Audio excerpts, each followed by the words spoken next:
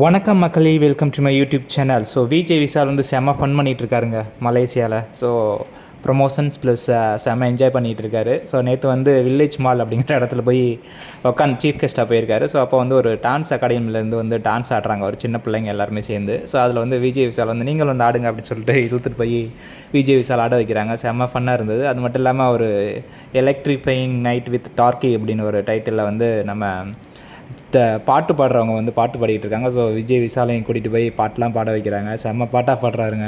So already big பாஸில் இருக்கும்போதே தெரியும், ட்ரம்ப்லாம் பயங்கரமாக வச்சிட்டாரு. ஸோ அந்த மாதிரி பாட்டு நல்லா பாடுறாரு. எல்லாமே தெரியும் போல இருக்குது விஜய் விஷாலுக்கு. அப்புறம் நிறையா ப்ரொமோஷன்ஸ்லாம் போகிறாங்க.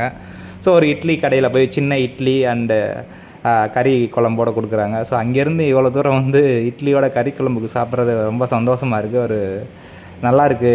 இப்போவுமே இட்லியோட கறி குழம்பு காம்பினேஷனே பயங்கரமாக இருக்கும் அப்படி சொல்லிட்டு பயங்கரமாக இருக்குது. அதுக்கப்புறம் ஒரு இடத்துல போய் அந்த லட்டு பாதாம்லாம் கொடுக்குறாங்க. ஸோ நீங்கள் ஃபஸ்ட்டு பாதாம் சாப்பிட்றீங்களா இல்லை லட்டு சாப்பிட்றீங்களான்னு உங்கள் ஃப்ரெண்டு கேட்குறாரு.